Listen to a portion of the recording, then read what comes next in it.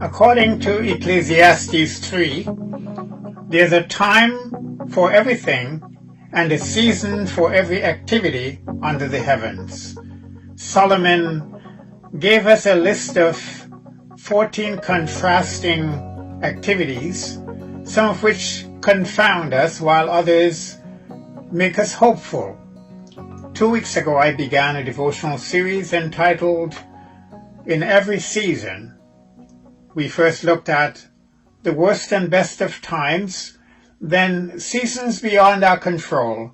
Today, planting and uprooting. In Ecclesiastes 3, 2-5 we read, "There's a time to plant and a time to uproot, a time to tear down and a time to build, a time to scatter stones and a time to gather them."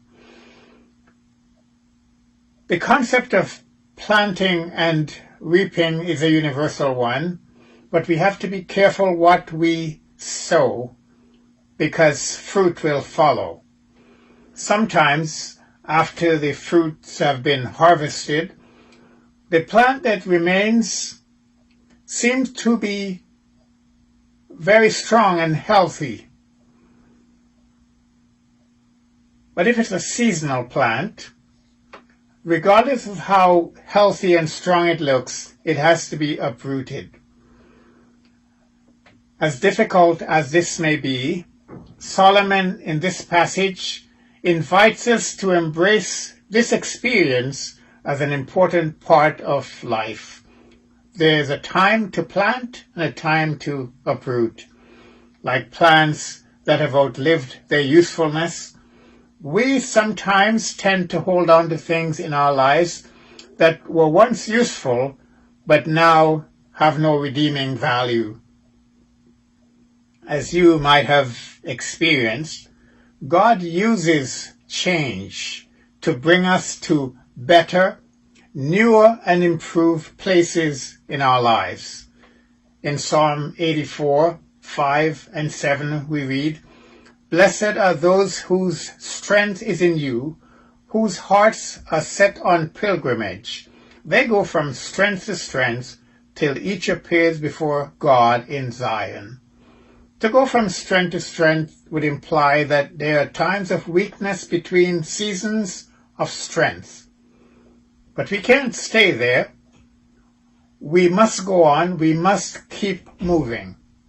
God gives us dreams and ambitions. Still, we tend to find a comfort zone and settle there. But there's a time to plant and a time to uproot. There are times in our lives that it is necessary to uproot things in order to embrace the next season. For example, tradition. The spirit of religiosity thrives on tradition. It makes us inflexible and legalistic, causing us to stagnate.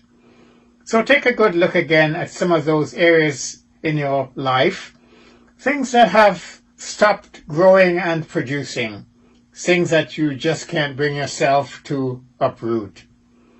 Like plants at the end of the season, we may view these things with an eye of compassion, wishing that they will remain.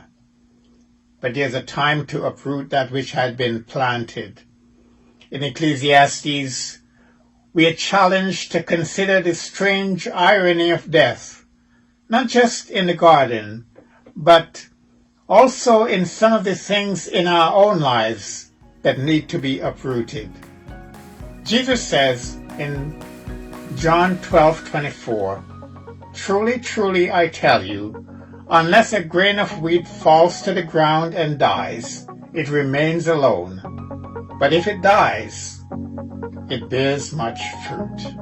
May the Lord bless you.